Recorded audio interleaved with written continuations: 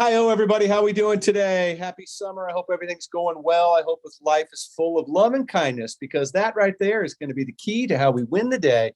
Don't you think that, Walt? A little more love and kindness in the world could go a long way. I think we could do that. Every day, Todd. Every day. I agree. I agree with that wholeheartedly. Absolutely. It's my mantra, and I love it. We're going to have a great show today. We're going to talk about some big things. We're going to talk about innovation in the future, what's going on. There's a lot to talk about when it comes to agriculture and innovation and where things are at. I've got a great big brain hanging out with me today. I'm excited to finally pin this gentleman down. He's hard. He's a tough man to track down and get to hold still for a minute. But I got him. We got him, and he got nothing to do all day. So we got him as long as I feel like I can keep asking him questions. So I'm excited. Please welcome everybody. The BP. What are you now? You're an oil company now, Walt. The VP. Let's try that. The VP of Innovation from Western Growers. Please, everybody, give it up for Walt Duflock. Dude, I am so stoked you're here today. Welcome. Todd, it's great to be here. I am excited. And as you say, we have nothing but time in front of us and a lot of topics to cover. So we will go where the wind takes us. And having listened to a few of your podcasts, I think this one will be right in line and on brand.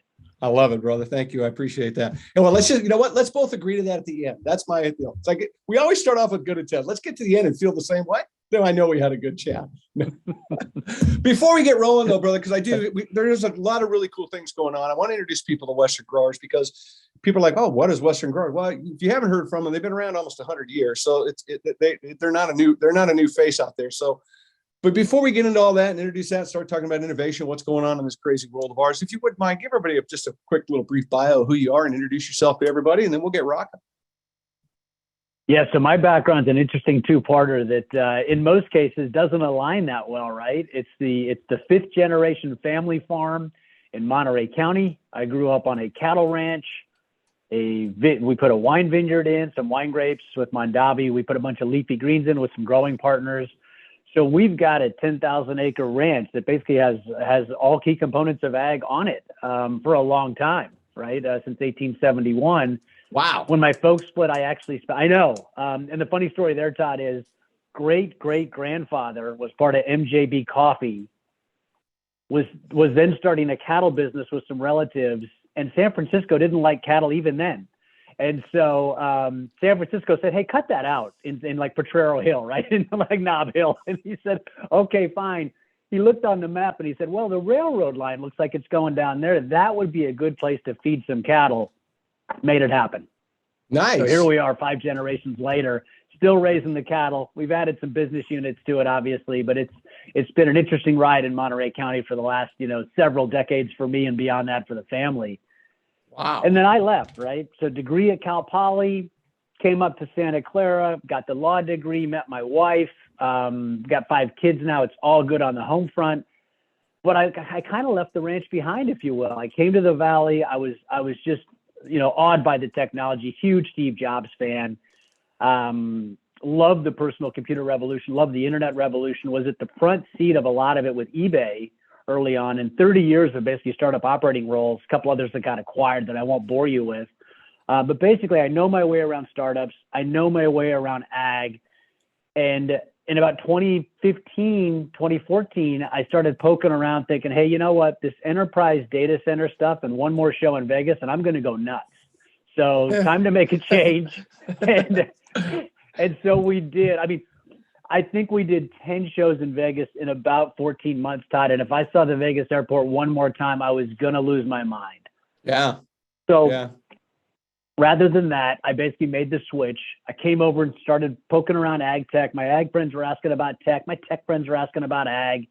So I helped build the Thrive Accelerator and worked with Western Growers and a bunch of partners.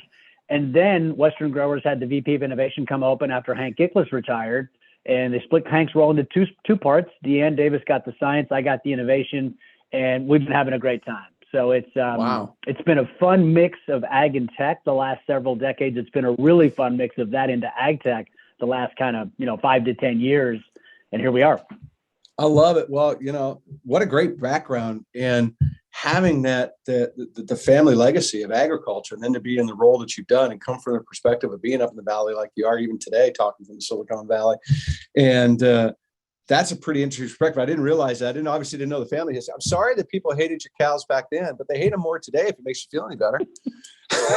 And they sure do. And it's really funny. And just on that topic, Todd, I know we'll dive into others, but I think it's funny. So I work really closely with the nonprofit that I founded in Salinas Valley. And basically, you're right. They're mad at cows. They're mad at a lot of ag production stuff.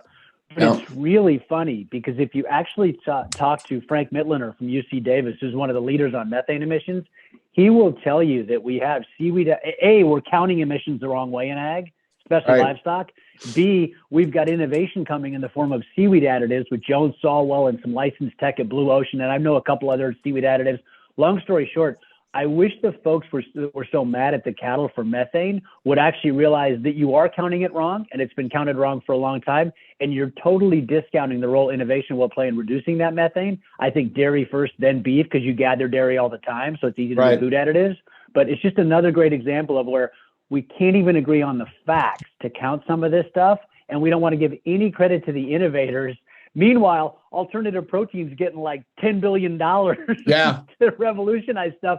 And if we really do the analysis on global footprint, I think you'll acknowledge that alternative proteins have a ways to go to catch that efficient livestock supply chain.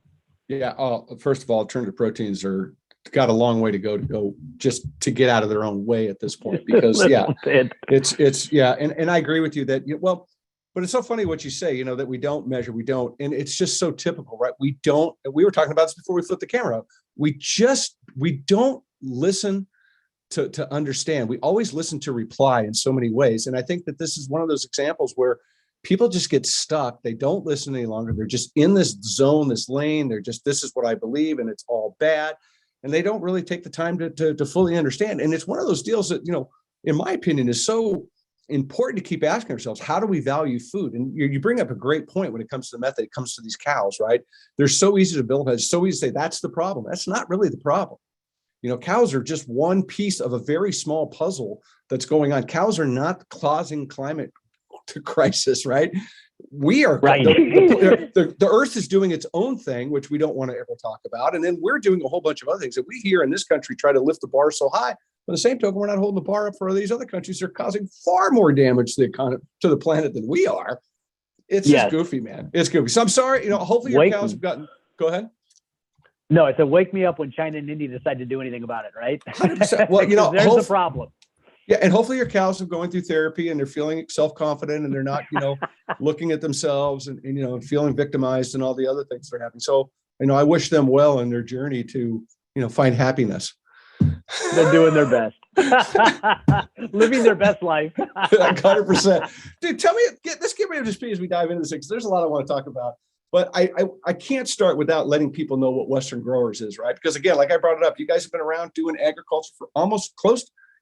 By my math, and I went to public high school, but I mean, it looks like you're right at 100 years in like another year or two. 1926. It's totally true. So the company started as an advocacy business. As you say, it's been around, more than 5 minutes, about 97 years. And it started as advocacy in DC and Sacramento, and we've broadened it out to include Arizona, Colorado, and some of the Western region. What really then opened up the company to some really nice growth potential was realizing, we advocate for a lot of this stuff, but it's really hard to operate a farming business in a lot of cases. And there's not a lot of tailored offerings and things like insurance and benefits. So it's a family of companies that's out there. And in addition to the advocacy part of the business, there is an insurance and benefits business that provides really good insurance and benefits products to the ag community, which does need its own set of offerings for a lot of reasons you can guess. And then out of that, money-making enterprise around providing that service to folks for decades, we've grown into now a science team and an innovation team that get to invest the capital off the other businesses to really push things forward for Western growers. So it's an umbrella of companies, advocacy at the core, insurance benefits at the core on a lot of the revenue side, and then the go forward, the look ahead is really science with Deanne and innovation with my team. And it's been a really good mix of initiatives and progress on all three fronts. Yeah, there's no doubt. And you guys have been at the forefront, and like as I said, for a very, very long time. But I love what you're doing on innovation. And obviously that's your area of expertise based on your bio, what you've done. This is not I'm 100% positive your VCR is not flashing 12 at home. Guaranteed it's not. Right. Can't even find it. Exactly. I think we gave it away finally. There you go.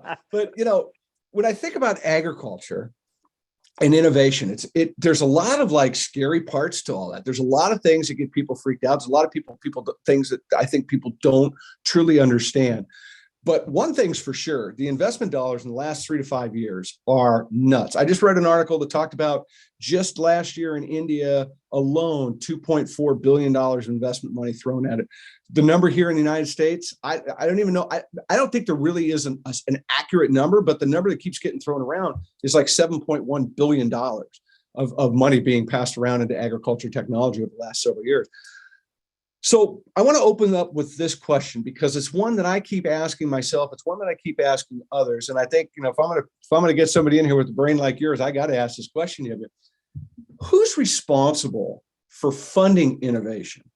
Right. And I come from the angle of like, is it the responsibility of the consumer? Is it the responsibility of the retailer? Is it the venture capitalists? Or is it just luck? Because so much of what goes on, I spoke with a company yesterday that's doing some cool stuff, and they've done things that to innovate and to do stuff. The retailer that was behind it changed their mind. They're like, well, what am I going to do now with all the things that I've invested in? Like, I did this for them type of deal. And it really, it's a sad story to think about, but it's really a part of it. So talk to me about that. Who's responsible for that? Yeah, no, it's a great question, Todd. And I like the way you asked it, actually. Who is? Like, don't even lead the witness, right? So I would say at its core, I think the group that a lot of the public thinks is responsible for it is venture capitalists. And as a guy who's got ex-eBay friends and friends from other places in the venture capital world, I can tell you that venture capital is primarily responsible for delivering returns to their limited partners so that they can make some money and do it again, right? And so I think venture capitalists have a role. And just to share some numbers with you, because you mentioned a couple, that 2.4 number is kind of interesting because back when Climate Corp got picked up by Monsanto, right? I think 2014. So not even 10 years ago, we were in that kind of 3 to 5 billion range. We have 10x the level of what's now agri-food tech investment, right? So it's ag and food. So it's behind the farm gate and it's on the way to the customer, right? If you take both of those halves, and it is about half and half. So some of that growth is artificial because we renamed the category, right? We went from ag tech behind the farm gate to agri-food tech. Okay, that encompassed more stuff, but that got to a high water mark, and it took a while, fits and starts after Climate Corp and Monsanto. But basically, people started putting toes in the water, hands in the water, full bodies in the water. We got to $50 billion in 2021 in agri-food tech, half and half behind the farm gate, half on the rest of the journey. And what was interesting was, so as a guy watching this space, and I was getting some heat from some friends of mine that are in the investor community, I kept saying, look, there are some warning signs ahead for both CEA and alternative protein. And those two sectors in 21 represented 42% of the dollars in that space. Yeah. So you have got the venture capitalists putting 42% of the dollars into play in spaces that are now dumpster fires, right? That's a problem on a couple axes. First, it's a problem because the venture capitalists now see the dumpster fire and realize, oh my, what have I done? I better not do any more of those. And secondly, folks that haven't made an investment in those spaces are now getting approached by companies who are in dire straits, not just a great musical band, and are basically saying, okay, the fodder for later. I like it. So here's what's interesting.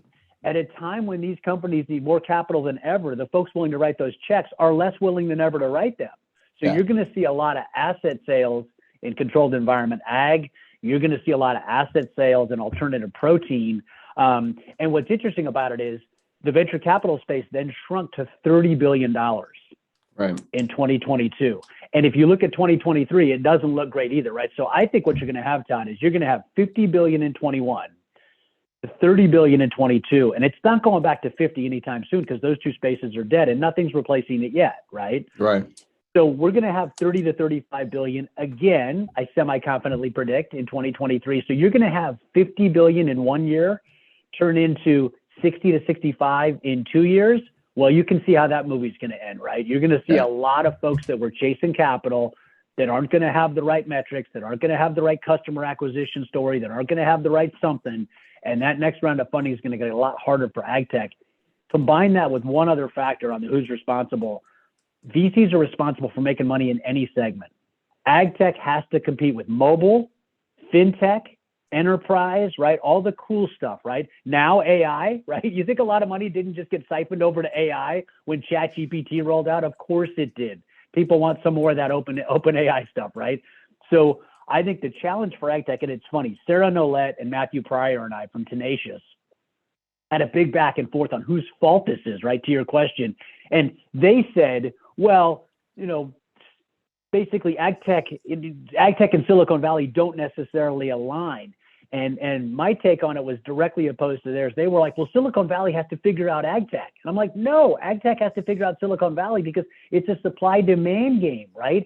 We're bringing pitches to folks who have more pitches than they know what to do with anyway. And we're losing because our math and our economics aren't as interesting to them as fintech or the next mobile app. I get it. That's not Silicon Valley's fault. They're creating unicorns daily. Ag tech has to come to them, right? Yeah. So in terms of who's supposed to do it, venture capital is supposed to do it. That's a little bit about why it's hard. The other folks that I think could do a better job of investing in it, federal and state governments should do more to drive innovation and economic development, not just straight up, you know, startup funding and not straight up research funding. I think we as a country, and I don't think this is unique to the U.S. because I've been to a lot of other places now. We do a great job of funding research and writing and early stage R&D. We do collectively a terrible job of commercializing it.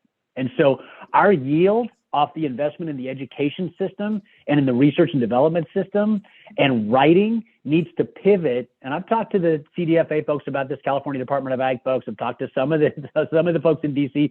Folks have different opinions on this one, but my opinion is pretty straight up on this one. If we tied metrics around the dollars that are coming from the federal programs to the outcomes in terms of commercialization and commercial success, we would be better off. Folks would still write, right? Folks love to write that have PhDs. But if you can't commercialize it, I want to discount your value to the system because you're not getting stuff into the marketplace. You're just writing and teaching. Those people to me are less valuable than people who contribute, get stuff built, IP'd, licensed, and out there as companies. Those are the people we need to promote. Right now, the system doesn't do that very well. Wow. That's a big statement, sir. It really is. But what a great angle to present when you think about really, in a lot of ways, is a very unknown subject to a lot of people, which is how money gets into business, especially with the rise of what's happened in the past few years with the venture capital folks. I mean, if they really peel back the onion and see where it's at, I think people are freaked out by how this works. But you touched on so much, Chris. I don't even know where to start with this, man. It's like I want to get into the whole CEA thing. It's like, well, do we do it now? Do we wait? Do we go through a We have time. I know we do. Time. But so let's stick with the CEA space a little bit, because both you and I are pay attention to this. Obviously, it's what you do all day. It's what I keep an eye on all day, type of deal, with one eye at least. But it's such an interesting category because the amount of money that's flowed into this, the way it started, the disconnect that it had in the very beginning, the disconnect that I think in some ways it still continues to have today, in so many different ways. What do you think about how that money's flowed into the space? I mean, there's a lot to unpack there. There's no two ways about it. I mean, why do you think that, let's just stick to the basic first question, is like, we'll drift from there, but why do you think this category has struggled to find retail acceptance? So I do spend a lot of time with controlled environment agriculture, right? It is the ultimate co-opetition with our growers. And it's the ultimate, on the one hand, you've got folks like Driscoll's doing a deal with Plenty to test out new berry genetics in places like Virginia, new facility in Compton that's pretty cool. All right, awesome. You've got a bunch of greenhouses that can mitigate some of the risk on weather, right? You've got guys like Taylor Farms doing a deal with the folks in Indiana, Greenleaf, I believe. It's interesting, and it's you always watch what folks like Bruce Taylor do, because Bruce knows a little, and Bruce has seen a little, and Bruce gets to see a lot more. And if Bruce makes a bet on greenhouse versus vertical, that's interesting to me, right? I agree. So I think, like, back up to the core of CEA, why did CEA get over $7 billion in 5 years before the dumpster fire really got lit. Mm-hmm. I think, and I've written about this a couple of times, the media got caught cheerleading, Todd. And I think the media should be ashamed of themselves. And I'll call out Ag Funder News and a couple others that have done this. Everyone who thought that CEA was going to be a greenfield opportunity to create stuff out of thin air. No, that was eBay in 99, creating e-commerce. That was Google in 95, creating search, right? Those are greenfield opportunities that can take flamethrowers to other segments. The segment in this case that everyone tended to forget, and it mirrors alternative proteins for later, right? Yeah. Everyone seemed to forget that every CEA provider, whether greenhouse or vertical, at the end of the day was going to have a product that competed with someone like Bruce Taylor, Rod Braga, Miles Ryder for shelf space. Who in the world forgot that those guys don't give up shelf space without a fight, right? Oh. That's just an insane delusion by the media. Therefore, they cheerleaded what? CEA is going to change the world. CEA is going to revolutionize our food supply chain. CEA is going to do everything in roses and puppies. CEA was never going to do all that for two primary reasons, both of which, Todd, have gotten worse in the last couple of years. Number one, the cost to build out these facilities. Let's talk about vertical for a minute. Massive, right? And getting worse. You know what construction costs are like. Second, the cost to power that son of a gun, right, is insane. And we know what energy costs are doing the last couple of years. You can argue the why, but you can't argue the facts. So again, you've got construction and energy costs, the two biggest death knells for vertical farms going only one direction. And then you can't, so you've got two unit economics to worry about in CEA. And guys like Henry Gordon Smith at Agritexture have been with me on this one. There have been some bright minds in this space that have supported my position. Until the unit economics on these places get to the point where 10,000 acres of dirt and X acres of indoor, vertical, or greenhouse can compete on a unit economic basis, and then until the product coming out the back of that facility, the dirt field or the indoor facility, can match on a unit economics basis inside the store to the customer, it's a very short story for successful CEA operations, right? Yeah, so both unit economics have to work, and one of them is getting a lot worse, and I haven't seen that much progress. And again, the biggest challenge to me of CEA is you can only do so many crops at some point, and it has to be premium crops to command the value. Well, that sounds a lot like lettuce and strawberries. And again, you're not just going to walk into a store and take out some of the Western Growers members for shelf space without a fight. They keep track of this down to the SKU level inside the stores. I mean, we're at a board meeting with Western Growers, and a guy drops out at happy hour and says, "I'll see you for dinner," goes to a local store and says, "Who's this SKU that took my product out of this store down in Arizona?" Yeah. You've got the CEO of a $1 billion company skipping happy hour, driving over to the local store to see what's going on, Todd. I don't think the CEA guys in the media understood the level of competition these guys are in 24/7, and that's what they saw with CEA, and that's how they've reacted, as you'd expect. 100%. I think in the early guys that were in this thing had the visions, to your point, of unicorns and rainbows, and they were going to knock Salinas out of the deal, and that got the media hyped up. The venture guys started throwing at it because they saw big return potential because of the narrative that they sold. But I think what they really faltered on is one of which, you're not going to replace Salinas. Maybe you do someday, but it's not going to be the second day of your existence. So I think it's a faulty conversation to begin with. To be totally candid, you brought it up. The commodity that they're all trying to sell is so incredibly boring to the consumer today.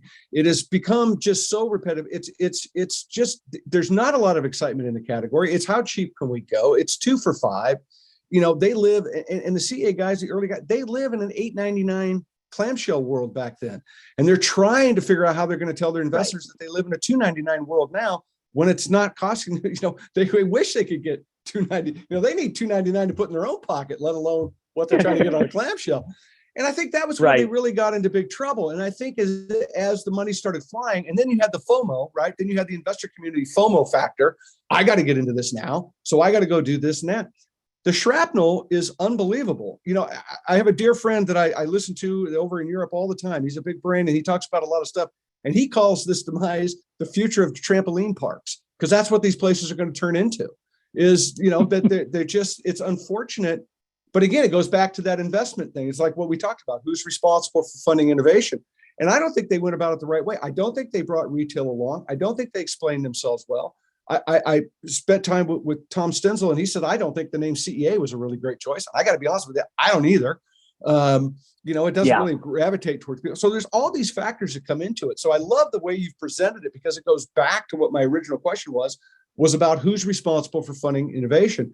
And if you don't bring the retailers alongside the equation, if you don't get their buy-in, if you don't get them to sit there like and I think some of them are doing it now, great. You can have the greatest thing in the world, but if nobody's going to cut you a PO, it's just still sitting in your facility, right? And I think that's where this, in 100%. my opinion, really got off the rail. And then that doesn't even cover, let's get into the organic, non-organic side of this. And that's a whole nother debate that's causing the elitism, and to the point that, and you and I have shared this conversation. How do you feed the world, right? If your goal is to feed the world organic, whether you believe in that or not, it doesn't matter. But if that's what you believe in, you're not going to do it without embracing agriculture technology, because we know there's not enough farmers coming into the game. There's not enough acres being converted just to any kind of dirt at this juncture. It's a fascinating take, brother. It's a fascinating take. Yeah. Well, and let me just, you mentioned the venture capital, and we'll go back to that. So again, you get mad at the media because they're wasting hype on a category that, in my opinion, didn't deserve it. But you really get mad at the venture capitalists, because you're writing, again, $7 billion in checks. You're writing $250 million investments. You're writing massive dollars.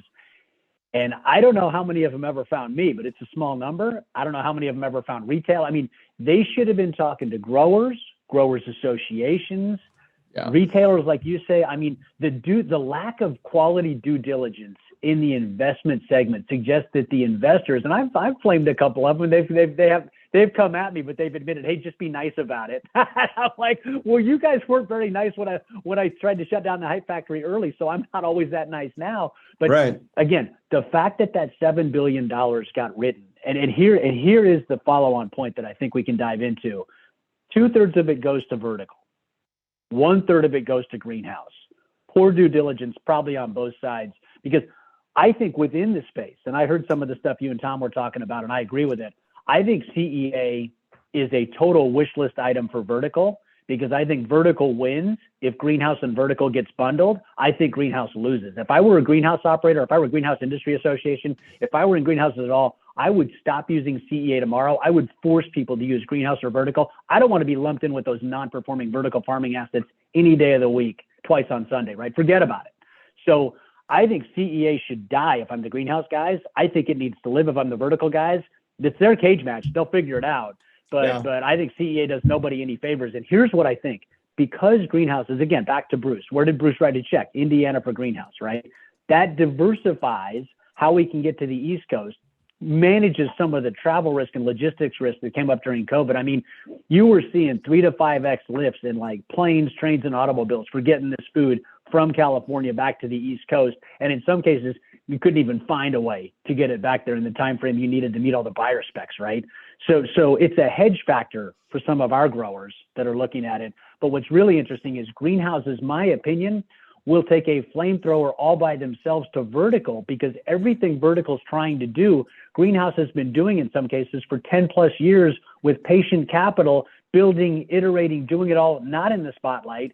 What does CEA break down into 2 parts? Verticals getting the headlines, greenhouses are growing stuff, right? Yeah. So I don't think it ends well for a lot of the vertical farms that are still out there looking for a lifeline. And again, if you're a new investor looking at this space, who's coming in? And if you're a new startup, if you're not in the CEA space now and you're trying to enter, you need to talk to some folks.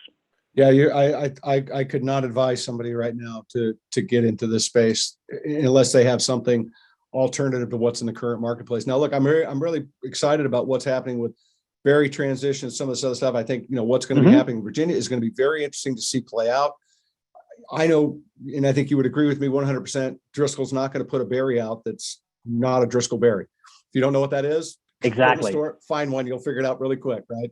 And I think that's really exciting. And one of the things, and one of the things that I think that I keep harping on, I think that's important to bring up is that what these folks are doing today is incredibly important, right? And I don't want to diminish some of the things that are happening, the patents, the technology, the IP, some of the stuff that's out there, because what it's going to do in 5 years, 25 years from now is going to be remarkable. And I think it will be a part of the agriculture future.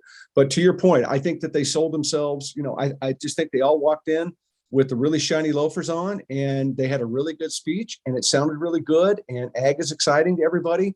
And we're going to just overtake the world, and the world really didn't give a crap in so many ways. And you can only sell so much pesto in the world. You can only grow so much basil in the world, right? I mean, it's unfortunate, and I don't mean to be critical, because I believe the space needs to exist. I think, to your point about what greenhouses, I want to touch on this.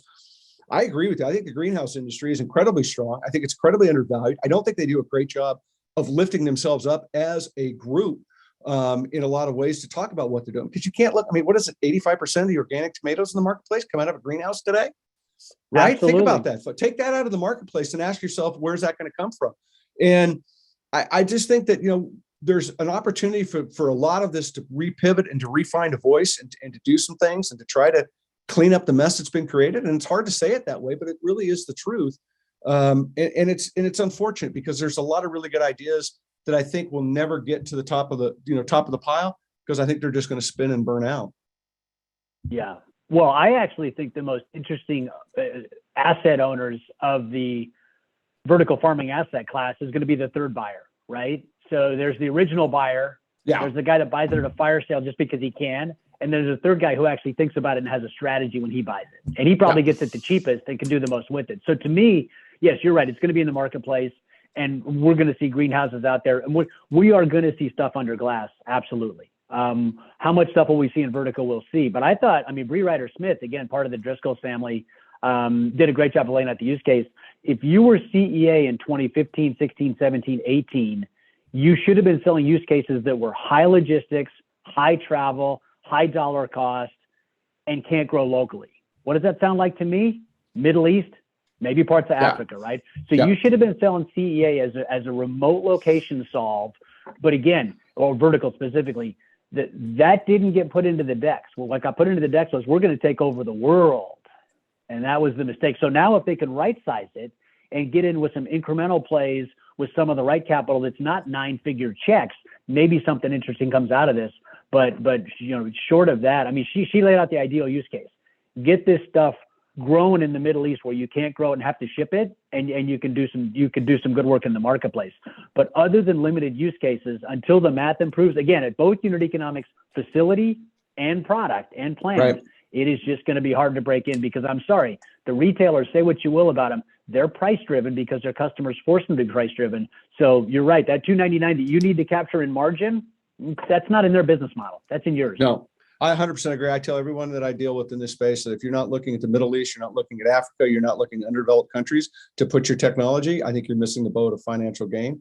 Because I've been to Dubai, I've been to Dubai, I've been to the Middle East. I've seen product from Los Angeles wholesalers on the shelf in Dubai, came over on Emirates, 15-hour flight.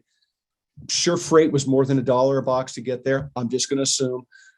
There's a lot of opportunity, but you take a look in the CA space now. You've got Arrow over there with the research. So you've got other people that are over there now that are doing some big things. I personally think that's the lifeline move in a lot of ways, is go over there and get your revenue stream established, because look, you're literally growing food in a food desert, kids. You are not going to grow lettuce outside in the Middle East. Not going to happen. Right. It just doesn't work. It just doesn't work. And I think that's where the opportunity lies. I think it's going to be interesting to see how that is going to change itself over the next 3 years, maybe 5. Yeah, I love it. Totally agree. Well, we're going to I guarantee you, so far we got people riled. Good. We got more to cover. We got more to cover. Hey, they get riled, call me, send me an email. They do all the time. I don't give a shit. I'll answer them. Let's go. I'm easy to find. Me too. Todd. Me too. I want to keep going down this trail, but I also think I don't want to not throw some love at, the Center for Innovation and Technology. So I'm going to give you kind of a whole big 2-part question, let you run with it. What is it? What are you in charge of there with your innovation center and your technology? What's going on? And then talk a little bit about some of the things that, if you want, that you're working on, and let's see where it takes us. Sure. 3 really big missions for us. It's very clear. One is automation, right? We've got a massive labor challenge, and we can dive into the details, but at a high level, labor's getting more expensive. Domestic workforce is choosing to work at, Jamba and Starbucks instead of in the fields. And the international workers, they're getting more expensive because you're responsible for housing and transport for those folks, right? So You've got a declining domestic workforce. We went from 10 million to 2.4 million workers for domestic, as family farms got, condensed and bought up. And the kids of the farm workers didn't want the parents' jobs for a couple generations now. So it's aged out. It's an aging workforce. Now, the solution to that's one of two things. We either get more international workers to help fill that gap, and we have. We went from 48,000 in 2006 to 371,000 in 2022, right? So 6x plus lift in H2A workers, and we've driven automation, right? We do more than ever with automation, and we'll talk about some of the automation solutions, I'm sure. But basically, automation is my number one mission at Western Growers, because our growers are feeling the pain of having to plant and grow and not harvest some of their product because they don't have the right amount of labor when they need it. So there's a labor gap that H2A and automation together are trying to fill. That's job one for me. Second, there's massive pressure, and you know this one well. You talked about the pesticide stuff. There's massive pressure in DC and Sacramento on reducing, if not eliminating, some of the key tools we have in the toolkit for ag around pesticides and other chemistry solutions. And so we call that the biology chemistry portfolio. So just like there's a portfolio of domestic labor, international labor, and automation for labor solutions, there's a portfolio of chemistry efficiency solutions, and biological solutions around inputs, right? And so those are my two big areas at Western Growers that our team focuses on. And then third, because we're going to have all these fancy robots, because we're going to have all these fancy biologicals, we are going to need a different kind of student than the 2-year and 4-year colleges put out today, right? It's more cross-disciplinary than ever. You've got to have some biology, you've got to have some agronomy, but you've got to have some computer science, and you've probably got to have some artificial intelligence or hardware engineering behind you as well. So we're up-leveling the community college system in California to accommodate this cross-discipline student, and we've got a grant from California Department of Food and Ag to help with that for $750,000 that Carrie Peterson's running, doing a great job with. And we're working to take that to every 2-year college that's ag-based. There's about 35 of the 118 we've identified in California that can do the job. Hartnell, Reedley, Imperial, all the usual suspects, plus a few others. And then bring that back to the 4-year, because if you look at the model of education, my opinion, I've talked to Andy Thulin at the Cal Poly about this and some of the folks at the UC side, the 4-year institutions are where the research needs to happen to get the product into early stage so that startups can then exit campus and go do some work, right? The 2-year campuses then can be the opportunity to fill those gaps. So basically, 4 years, create the research, get it off campus, get founding teams that are cross-discipline, need some engineering, need an agriculture guy, need a finance guy, right? You need all the disciplines.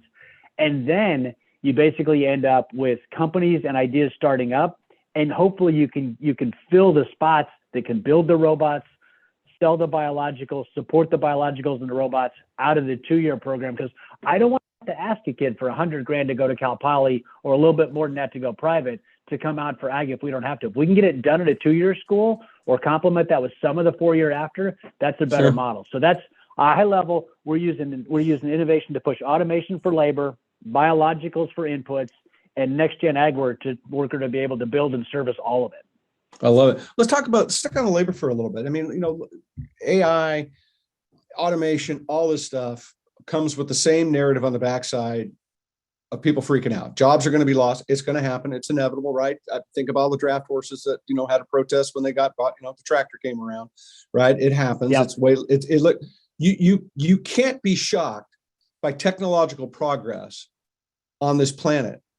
And then come back to this morality sometimes position that we take on some of these issues, because you got a cell phone in your back pocket, right? So you're already dealing with, it's just the way it works, right? It's just, this is a part of it. And granted, it's worth these conversations, but you're not going to slow the train down, right? So how do we deal with this? How do we deal with this? Jobs are lost and people are going to be reassigned. And, it's a byproduct of everything that this planet has done, forever, which is advancing forward.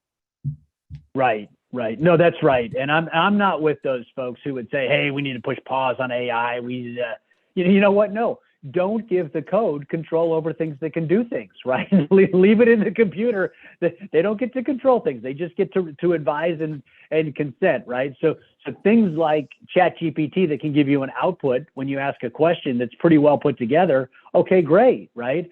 Would you let that run the robot? Would you let that run the military? Would you let that run the nuclear codes? Probably not, right? So it's what you do with it that is the interesting part to me. And just on that front side, it's interesting. So I had 2 AI applications hit my radar screen in the last couple of weeks. Number one was this guy, Kirill, and I'm forgetting his name, but he's a LinkedIn. We've gone back and forth a little bit on some stuff now. He took the open AI product for ChatGPT, wrote an ag-specific version of it that gave you advice on what to plant and when, right? So given climate conditions, given soil conditions, Wow. given, on-farm conditions, all that stuff, you've got a choice of what seed to plant and when, and it wasn't perfect. I mean, it's a version 0.5, right? But it's something, but it's so cool that it's out. I mean, remember, ChatGPT, and folks forget this, even my kids forget this because, long-term to them is Tuesday. ChatGPT only came out in November. So it just got here, right? It literally hasn't even been a year. And here we are less than 6 months later when this thing rolled out. You had an ag-specific regenerative AI application that you could download and put on this little beauty. And you're right, this thing's got more horsepower than that laptop I took to college back in '83, right? By a ways, it's not even a fair fight.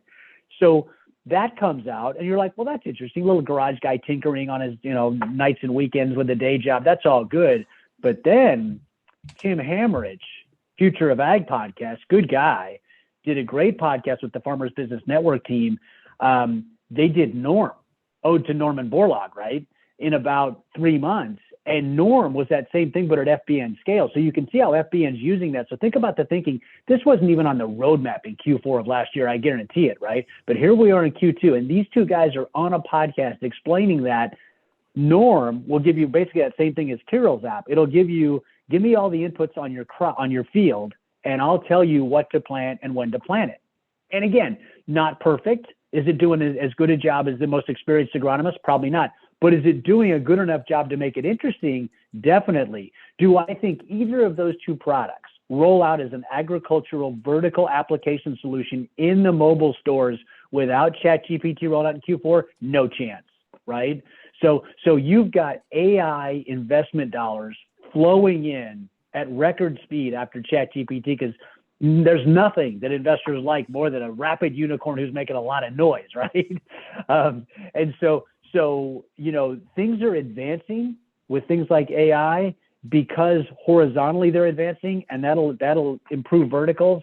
But I don't see a whole lot of risk on the agriculture side from AI because we're going to have checks and balances every time that AI hits an actual piece of equipment that's not your phone, right? If that AI is driving a tractor around, there's going to be a ton of checks and balances. I've seen a lot of autonomous equipment in the fields the last couple of years. Various form factors, various sizes, various folks next to it on the on the agricultural operation side and on the startup side. I mean, we're not going to be giving full power to these things anytime soon without an awful lot of governance being thought about. And again, the regulators know this is out there now. They're going to have their say in it. So no, I think AI will continue to push things. Here's one wrinkle I want to put into the discussion. I actually think that AI has been pushing the autonomous thing in the background, and now it's sort of its own thing in the foreground, right? But it's worth pointing out from an agricultural perspective that innovation is in an interesting spot from an economic development perspective, right? So if you look at autonomous vehicles, Sacramento, in the case of Monarch, said, you know what, we're not going to give you kids with the electric tractors a rule change on autonomy. Autonomy still can't happen in California. And that, better or worse is in part because California's decided that those jobs, to your point, those driving jobs, those are important. So California's made the call, we're going to value those jobs. Fine, fair policy decision, right? But there are ramifications of that policy decision, and Governor Ducey in Arizona exposed that in living color when he turned into a governor, right? So Ducey saw what was happening in California. He saw that Uber and Lyft, the ride-sharing companies, and people forget this, Todd. Do you know where Uber had the hardest time figuring out its ride-sharing app? when it got going? Here in California, wasn't it? In its headquarters location in San Yeah. Francisco. Absolutely right. Yeah. SFO wasn't very nice to them. A lot of places with cabs weren't very nice to them. And so ironically, you had Uber in the heart of Silicon Valley having an awful tough time in the heart of Silicon Valley rolling its product out and doing some R&D around it because of the regulations environment that California created. Well, guess what? Ducey walked in as governor of Arizona and said, that's silly. And you know what's sillier? The fact that my Arizona Police Department is going to do some sting operation on the Uber and Lyft drivers at the Super Bowl we're hosting in a couple of weeks. That's even worse. You guys are out. I'm bringing some new guys in. We're going to welcome Uber and Lyft down to Arizona. And so by welcoming ride sharing, they welcomed innovation, and Uber and Lyft now have research and development centers down there. And fast forward to autonomous, they've done the same thing. They've said, you know what? We don't want to decide this stuff for you guys. You're smart. You figure it out. You're going to bump into some things. We know that. We'll work with you on it. We're going to work with you to limit the liability exposure. We're going to work with you to be out there on the roads. We know you need to test this in real world environments. So Arizona said, welcome down autonomy. California said, not so fast. We're going to protect the jobs that are here now. How's that working out? Well, not very well. As I put in a post a while back, California literally handed hundreds to thousands of jobs to Arizona over Ducey's 2 terms. Now, Katie Hobbs is now in there as governor, and we'll see where she wants to come down on this one, because obviously the party switched when Ducey termed out. But it's worth noting that this is a choice that California is going to have to make in a lot of cases. We're going to continue to lead in research and development in a lot of areas, right? But if we continue to value the jobs we have now that are phasing out in favor and losing the jobs that are on the roadmap for the future, which Arizona is getting, it's death by 1,000 cuts if you're not careful. And so the latest news on this front is that Raven, who got bought by Case New Holland for $2.1 billion a couple years ago, Raven decided to set up shop around autonomous driving for tractors in Arizona. They've now hired over 50 people. And Todd, you can guess these are folks making 6 figures in most cases, not folks making $20 an hour. They're the jobs you want. That is a direct response to California's policy decisions and Arizona's policy decisions. And I see nothing to change either direction at this moment. So Arizona will continue to get the windfall of autonomous jobs. And think about it. Would you rather have the jobs doing R&D, which is 3 to 5 guys in a garage and some grant funding, or would you rather have the scale out testing and manufacturing jobs? Right. I'd rather have the second one 7 days a week. Yeah, there's no doubt. Well, I love what you talked about AI, and I think people need to be cognizant that AI is not dangerous, right? It's the people behind AI that are dangerous. And that's the thing, right? AI is only going to do what AI is told, right? And that's, you have to ask who's behind that, who's pressing those buttons, and who's making those decisions. So I think we enabled Hal to make that statement in Space Odyssey, right? We wrote Hal to be able to do that. That's our bad.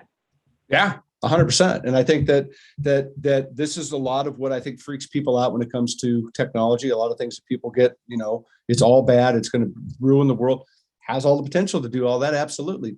But it's not necessarily coming out. I don't think that autonomous tractors' goal is to just drive over the planet and screw everything up. I just don't think that's the basis of it. Right? Somebody may have that idea, but that's not what they're designed to do. And so I think it's important that as we talk about technology and we talk about all these different things, and we've already gone down some pretty good holes in CA and some of these other stuff, we're talking about labor and other stuff, is that we need to remember it's the people behind these things that matter. So if you're concerned about it, find out who's, get more involved. Don't throw the baby out with the bathwater because you think autonomous driving is bad. Get into find, who is bad behind it. I mean, it's no different than, you want to look at things when it comes to GNIT. You want to look at things when it comes to GM. You can go down a whole list of things you can talk about. It's who's behind it that makes you concerned, right? That's right. So let's switch gears. But while we're on this on AI, talk to me a little bit about the farm of the future stuff that you guys have going. Because I think it's a good segue into that. If you wouldn't mind touching on that a bit. Yeah, so there's a growing trend and recognition that we need to do a couple of things to really get farmers comfortable with this technology. You've got to put it on a farm that looks like their farm, that you can show it off. And so I've seen examples of this. There's a couple of good ones. Up in Washington in Yakima Valley, Inez Hanran's group, the Washington Tree Fruit Research Commission, and Steve Mantle's group, Innovate Ag, they've done some really interesting stuff up there with Farm of the Future. I've gone up there, and for a morning from 9 to noon, Steve will basically introduce new technologies and then put you in zones And the audience includes educators, it includes students, it includes researchers, it includes growers, and it includes some capital guys once in a while as well, right? Sometimes venture capital, sometimes others. Steve will get a good audience out there to look at these solutions in their native environment, right? In an apple orchard that is growing some variety of apples. They'll show off irrigation stuff. They'll show off some of the genetic stuff. They'll show off, basically a variety of things. So in 3 hours, you are able to, as a local grower or as a local educator, come out and get up to speed on like 6 to 7 different technologies, which is just a really efficient use of time, right? And so I think, it's funny. So I don't know if you saw it. We actually just did a 2-day a 2-day trip with USA Today with Beth Weiss, where Beth came down, and I met Beth at one of the Forbes Ag Tech shows, 6-7 years ago now. So she's been in this space for a while. We brought her down for 2 days and did nothing but show her growers and startups, and then some nonprofits that are helping with the next gen ag worker education stuff I mentioned over 2 days. But that took 2 days, Todd, and that's a lot, right? So we had her basically all over Salinas Valley for a period of 2 days. Wouldn't it be great if we could bring you to one spot, put you down in that farm of the future, have presentations in the field from all of these different entities at one time in one spot for a wider audience? So we're not doing it all one-off, because the USA Today thing was great, but it's one reporter and a series of meetings, and it's 2 days of my time and one of our PR com members' time to make it happen. It's all great. It went well. The article came out great. Who knew that ag tech and ag could make the front page of USA Today on Monday? Now we do, right? And the online version got a lot of nice pickup. So Farm of the Future is basically, how do we put a working farm with all the cool tech toys into play so that growers can come out and validate what the tech is doing and feel comfortable doing trials or actually moving to purchase? How can we give the media a place to come out and see this? I saw the power of what they're building in Yakima. We want to build it in California. We're making some early strides in that direction. And so this will be something, and UC Merced is another one, by the way. Josh Vieres has done a fantastic job with a $20 million AI grant with 4 universities. Merced is one of the keys. Washington State, Oregon State, and Virginia, I believe, are the other 3. They will be building AI institutes for ag tech on all 4 campuses. And Josh, in conjunction with that, is building a, I believe, 55-acre smart farm / farm of the future at Merced. We want to put one in Salinas Valley as well. And again, this just gives startups a chance to try this stuff in a real-world environment. It gives the growers a chance to watch how it's doing. And then for me, the one of the highlights of Farm of the Future, other than the media coming and showing and seeing it, is let's then write the case studies up that say, we tried this tool, this solution in this lettuce crop, and here were the results, right? We tried this tool in a production facility, and here are the results. We tried this in a supply chain on the way to a retailer, and here are the results, right? Let's show all of those, because again, as a startup operator for 30 years, Todd, I can tell you the startup can write their case studies up all they want. It gets heavily discounted because you wrote it up, right? If Western Growers is writing the case study, and we've got a cadre of folks that are coming on board to help us make that happen, if Western Growers does that, there's a level of credibility from Western Growers being the industry group, not the startup, that the growers recognize. So Farm of the Future to me ties into seeing it live in a production environment and getting it written up. So if you couldn't make it to the farm, we can still get you comfortable with the technology solutions, at your ranch. I love that. I mean, I think that's great. I think that that's going to be an incredibly valuable resource. I also think it's going to be a really unique thing, because it is, I don't want to say it the wrong way, but in some ways you're kind of thinning the herd a little bit, because you're doing the heavy lifting before you, you're just not going to come out with somebody who's like, oh, I got a shovel. Look, I get to go onto your farm for a week to show everybody, right? It's going to be a little bit more than that. And I think that that's really, really important. And to your point, it's like walking into Home Depot and looking at lights. It's like, well, that looks good, but what's it going to look like in my house? Right. And I think that it's the exact same thing. I think that's really powerful. That's exciting. I think that'll be great. I can't wait to see that come around. That'd be a fun visit. We're hoping to have an announcement in the fall at FIRA USA. So stay tuned. But that's where things are going. Is you're exactly right. That light on my kitchen, that light on my on my table, I need to see that, and we can help do that at scale, which is nice. And so and again, the one in Merced's great, the one in Yakima is great, but we need one on the coastal side of California as well. We just need to give multiple people looks at this. And again, it can have all the tech toys, right? It can have the production facility. It can have the fields. It can have crop rotations. It can have everything. But I think it's really going to push things forward. And I'm excited about that one, maybe as much as anything else, just because I've seen the power of case studies. I've seen the power of trials. And if we can do those at a little bit more scale, everyone wins. That's really exciting. Well, congratulations on that. That'll keep you employed for a while. That's going to be a big project. It will. Job security through initiatives, Todd. Absolutely. I love it. What was the one I saw yesterday? Somebody on the news talked about they were talking about the guys from the post office, and the postmaster general said that the post office is not going to be profitable for 5 more years. I thought, job security, baby. He's there for 5. He can be a failure for 5 years. That's all I heard. It's like, what the hell? Just killed it. But that's exciting. Let's get into something. Go ahead, please. No, I was just going to say, just a funny USPS story. So back in 2004, a good buddy of mine, he actually moved out from Chicago and then brought me to eBay. So he came out for product management. He made his way through law school, basically selling LexisNexis paid for half of his MBA, and then his selling baseball trading cards paid for the other. So long story short, he gets a job at eBay early, brings me out.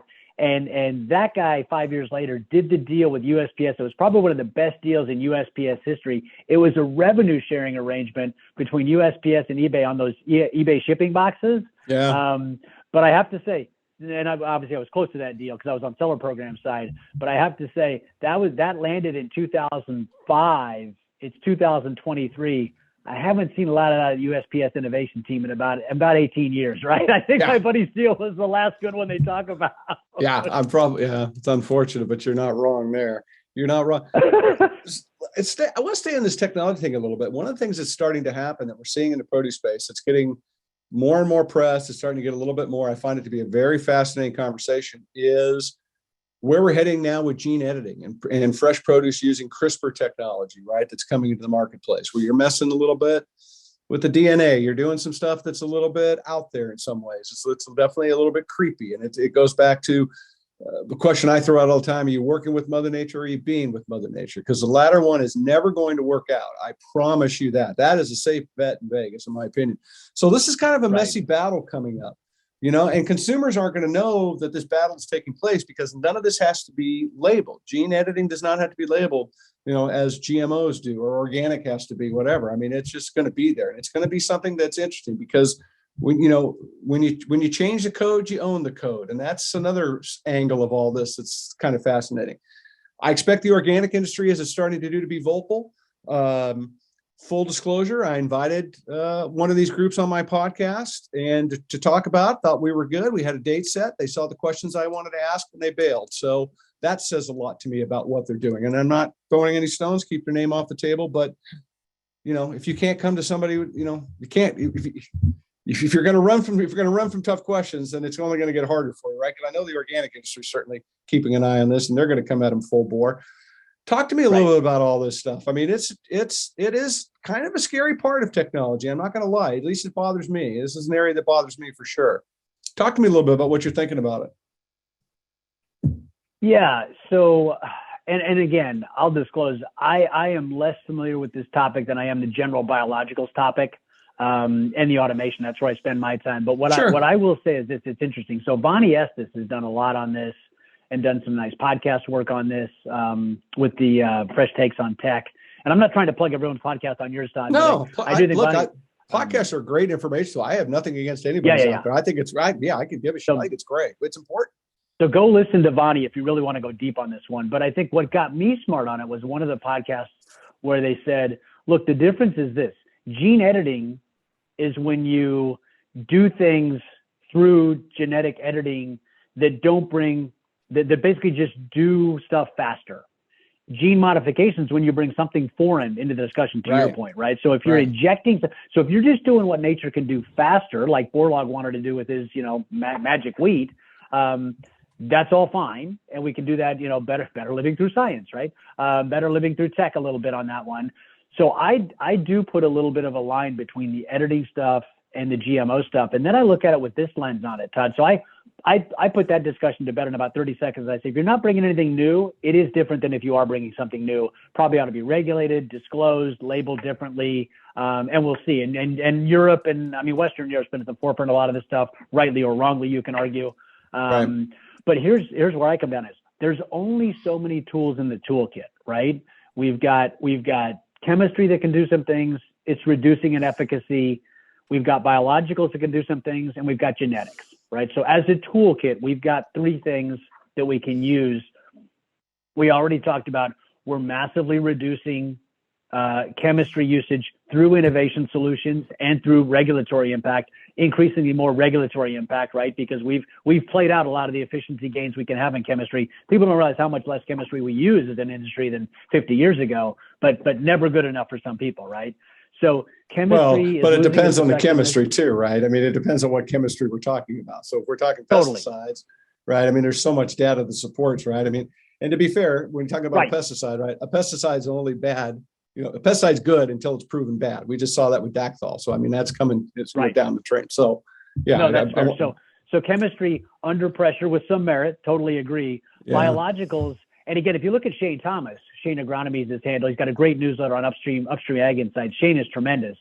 Shane will tell you that biologicals are, in all likelihood, they're the higher growing segment of the two. They're going to pass chemistry in the next couple of years, right? I think his forecast was for 2025, and it's actually accelerating faster than that. So biologicals passes chemistry, but a lot of that stuff's not as efficient as we'd like, as effective as we'd like just yet. So biologicals are going to reduce their efficiency.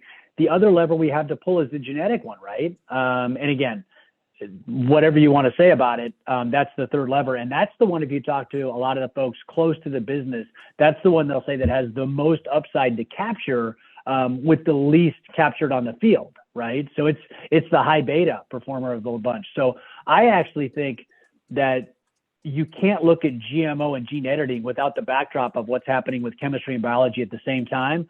I think political science will have as much to do with the outcome in GMO and gene editing as regular science, better or worse. Yeah, that's a good angle. Look, I mean, my whole basis and function is I've always believed in consumption first mentality when I started in this business 1,000 years ago. Right? We were just selling rocks as apples back then. But the bottom line is my own mentality is like, let's get you folks to eat an apple. I'll convince you to eat the organic one. I mean, I think there's a better alternative out there. And I agree with where your position is. And I think it's going to be a topic that, again, goes back to what we talked about earlier about people better understanding the value of food. People are going to need to start to ask questions and invest in what's going on around them. And it's a good thing to do. I really believe that. It's no different than understanding AI, right? Again, it's AI itself is bad. It's the people behind AI that you got to worry about. So some of this is going to be happening. I think it's going to be an interesting evolution, how this comes into play. I think it's going to be I think it's going to be interesting to watch how they try to get this through the consumer and what they're going to try to do. I mean, I think because, if they're running from questions I'm asking, they're going to get a lot harder questions from a lot of other people too. Right. And I'm curious what that's going to be. I don't want to take you down some rabbit hole that you're not, hip to. And I'm totally fine with that. I just more interested, like, all right, what do you think about this kind of stuff? Because it ain't going away. Right. All these different things we're talking about now, they've been cooking for a couple, 3 or 4 years. They're just popping their head out of the sand now. And there's more stuff behind them. And so I just think it goes back to kind of all of it. We got to start to better understand our food. We got to understand to your point, what's a farm in the future? What's it going to be? Food is medicine, right? Food is health, which I know is an initiative that you guys are about.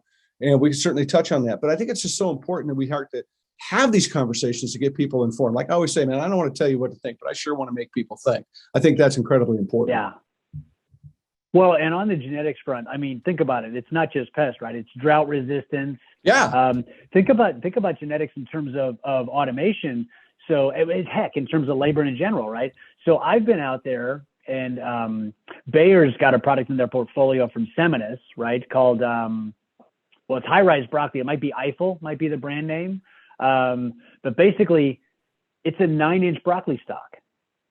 And the product is bred two ways. It's bred to have a 9-inch stalk, so it's off the ground. It's bred to have a nice tight head so that it's easy to view for both the human picker or the robot picker, right?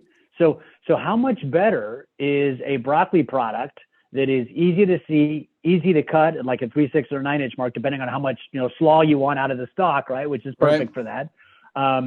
So how many products could you make the labor or the robot more efficient if you just had an off the ground tight head format, right? Genetics can help with that. So we're seeing some good movement in that direction. Just one example, again, you've seen drought resistant stuff for a while. I think genetics, I think it's the first inning of an extra innings game. Yeah. And I think, again, we've played out so much in chemistry and we're playing out so much in biology. Like biology's in, say, the fifth inning, chemistry and maybe extras, but you've got a lot of innings left for genetics. And I think we'll recognize over time. I think once the data arrives, a lot of these genetic benefits will be viewed differently. And there's going to be shades of gray, right? Right now, there's folks like Western Europe that want to go all black and white, and that's just not the nature of this form of science. Yeah, it's going to be interesting to see play out. I mean, again, I think everybody has an opinion, or if they don't, they should get one. They should invest some time to understanding what the value of their food is and understand what they feel about it. Right. Listen to podcasts. Yeah, no shit. They should. No, it's entirely right.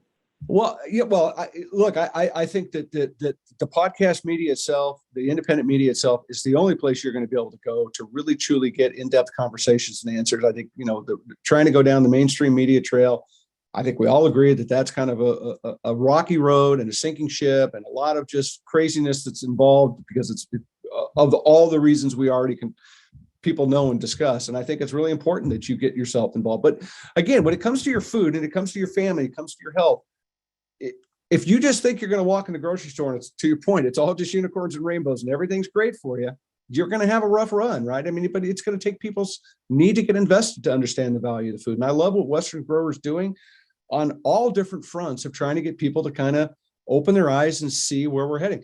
Anything else exciting you want to touch on that we didn't get to? Just along that health concept, there's a growing discussion, a growing conversation if you're around food is health, because what's really interesting is, we've been saying, eat 5 a day, right, forever on the fruits, nuts, and veg side of things. Right. And yet demand is constrained, right? And if you listen to Bruce Taylor, when he did a great keynote at the Food Safety Summit at Hartnell last year, he said, look, part of the challenge is the industry needs to work better with the FDA and the media. And I would say fault on both sides, right? We are scaring the heck out of consumers when every recall and outbreak makes it onto CNN at the 2-minute mark every hour for days, right? Yeah. And so we all acknowledge that food safety outcomes that are bad are terrible, right? Nobody wants the outbreak. Nobody wants the recall. But the industry that we compare it a lot to is in aviation, we all get on planes every day, right? We all fly in the US, internationally, wherever we want. And we know there's risk of the bad plane outcome, but we don't worry about that as much. Now, is that messaging? Is it results? Is it data? Who knows? But I think there's room for the FDA and the media to work with agriculture and do a better job of positioning the actual risk of those bad outcomes relative to the amount of produce that we're putting into the supply chain, right? I mean, we are really doing a great job of minimizing the risks. And the other reality is, again, on the food is health stuff, is we have more tests than ever to identify this stuff. So I think part of the reason why we have so many of these things getting reported, which seems like it's terrible, and it is because we can test for more of this stuff than ever, right? So as the innovators have focused on fixing and identifying, we need to get better about just saying, okay, we're doing a better job of identifying it so there aren't bad outcomes, but then don't crush us when we get the tests in some cases, right? Yeah. So I think that's interesting. So that all dovetails into how do we get the demand to happen? Well, the demand should happen because if you don't pay for the apple today, you're going to pay for the doctor tomorrow, right? Yeah, and so 100%. we've got a $1.9 trillion cost of bad healthcare outcomes in this country per year. And what we as an industry are starting to argue, and I think we're making consistent noise in the right direction on this one and getting the groundswell coming from the bottom, if you will. I think we're recognizing that some of that 1.9 trillion would be better spent getting people to better health outcomes through a variety of factors, right? Some of it is government spending on SNAP and some of these programs. Some of it is, do we scale up the USDA food box program that Western growers, folks like Centera and Steve Brazil did a great job with on that effort. But how can we basically get more of this great best medicine in the world into people's hands. And it's largely through a food is health initiative that is, to be candid, probably going to take on a little bit of the pharma and the health businesses, because in some ways, you can either solve this through pharma or you can solve this through food. And we would say, you know what, pharma's had its shot, didn't work out that well. So let's redirect some of those dollars to food. Well, again, you think pharma is going to give those dollars up without a fight? Not a chance, right? But I think we're willing to stand up and have that fight in broad daylight. Yeah, I don't disagree with that. I mean, I think that the power of pharma is far greater than I think even we know today, and their control and what they do and all that other stuff. But to go to your point of what you're saying about, food is health, and I believe that food is medicine, right? It can help, it can cure you, it can kill you all at the same time.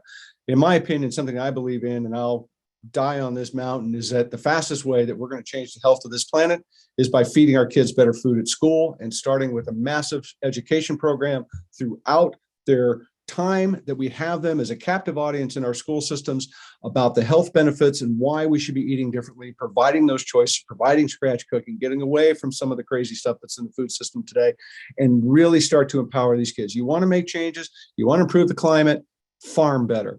You want to improve your health, right? Eat better, right? There's so many benefits that come from this. The trickle-down effect by working with the children, I believe today, is one of the greatest things that we can lean into as a society, is to elevate this conversation with these young kids. Start them in preschool, get them learning, get them all the way through high school. The data supports it. These school districts that are doing this support what they're seeing. Kids are sitting in lunch. They're sitting at lunch longer with their friends because they're actually eating their food because it tastes good, and they're understanding it, and they're getting meal choices, and they're being a part of it. I think it's incredibly powerful. I think it's incredibly undervalued. And I would love to see us take that much more seriously in this country. I think it changes so much. Yeah.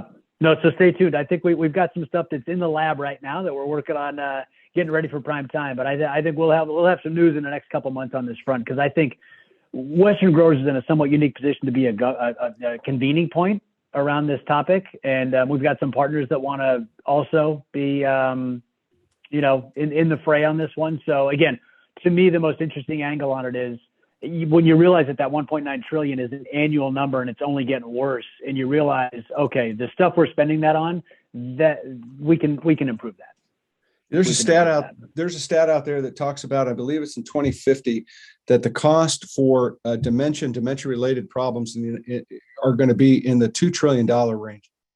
For one, I mean, there's so many things that are out there that we can change through the food, what we do, and how we eat, how we prepare our food, how we farm our food, all of it, and I think those are the conversations that you've presented today for people to think about, angles that people need to be thinking about, opportunities that people need to be thinking about. It's what this platform is built on. It's what I talk about all the time, is that we need to be having these conversations so people can form opinions, get more involved, and recognize, like we said earlier, AI is not bad. It's the people behind AI that's bad, right? That you got to worry about. Those, I shouldn't say all people. That's a generalization. I don't mean it that quite broadly, but I mean, that's the thing to be worried about. And same thing with food and farming, right? There's people out doing great things. There's people out not doing such great things. That's fair to say. We know that. So be invested in it, right? Find what that value is, right? Put value into food again. And I think we uplift when we start to do that. I think we're going to start to change this planet. I think we'll start changing our country. I think we'll start changing our health. Totally agree. Yep. Yeah. Triple win. I love it. What else? Anything else exciting as we wind down? Did we miss anything? We have covered a lot. We covered a lot. We would, Todd. We're going to get hate mail. We're going to get love letters. I can't wait. The organic people are going to be pissed at me because I didn't jump the grass on thing. I can hardly wait for all Just care. Get them off the fence. Well, I would say. Go ahead. No, my wrap up thought is, the thing that I spend a lot of time reminding people is that really, and again, this is going to sound a little California heavy because it probably is, but I know the amount of acreage that we've put at risk with things like Sigma after not building any reservoirs for 50 years and not doing any maintenance on a bunch of others that my family and others helped build in San Luis and Monterey County. So we did a bad job of managing water infrastructure and resources for 70 years.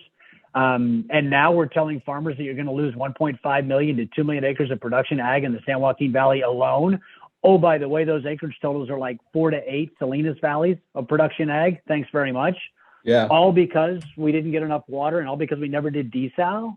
And so what I would like people to think about is if you take those 2 million acres of production out of the San Joaquin Valley, what's the plan for a vibrant rural economy in places like Reedley and all these small towns that are heavily ag-based? Because I've looked around, and again, grew up on a small ranch in a town of 400 that my family put together, was in Imperial as well, looking at Imperial Valley, heavily ag-based economy.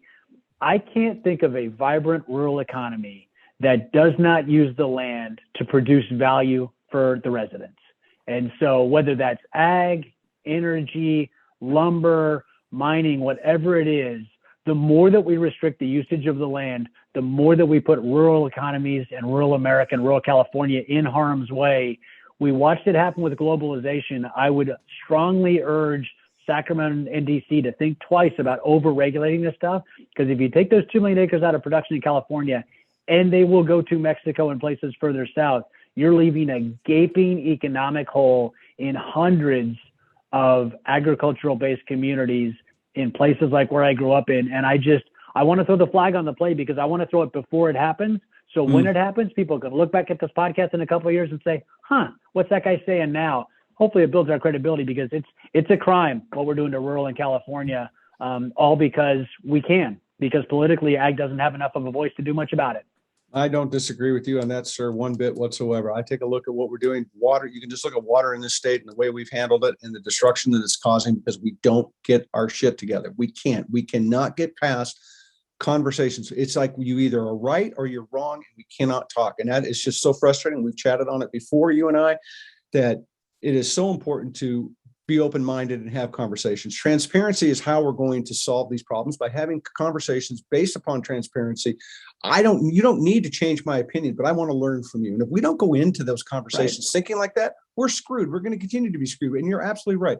These farm communities are going to be just absolutely riddled with nothingness, because we can't get it together. Right. And as the bullet train passes by with a conductor and a few flight attendants on it, or whatever you're called when you're on a train, and nobody else, they can go, God, I wish we'd have spent that money and recaptured some water and done some things to make the world a better place. Right. Because agriculture can do that in so many ways. Great place to stop. I can't give a better example than the bullet train, dude. That's really strong, because that $3.5 billion, that put a lot of water in play. You're totally It's unbelievable. Right. It's unbelievable. I mean, look, we're dealing with it now. The runoff, is coming at full force. I'm down on the river. I know what the rivers look like. I'm down there all the time looking at this thing. I've seen this thing, this river. The Kern River is growing wider and wider and wider, and the water's running to the ocean again. Right. The Larry Lake. Yeah. Yeah.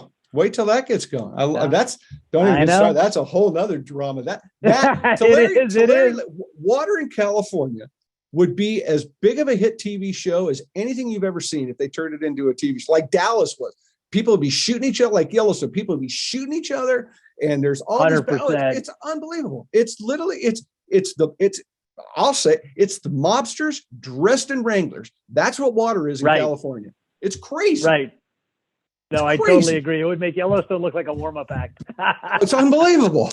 It's unbelievable. Anyways, what a great place to wrap. What a great place. Dude, thanks for hanging out with me today. Thank you, buddy. It's been a great conversation. I had a lot of fun. You come back anytime. You have an open invitation. I mean, we'll do it again.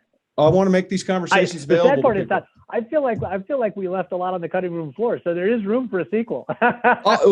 We could, you and I we could have gone for like 3 hours. I was just trying to keep this thing like, all right, we could have easily done that. I wouldn't have had a problem, because there's so many different angles in which to take about every one of these conversations.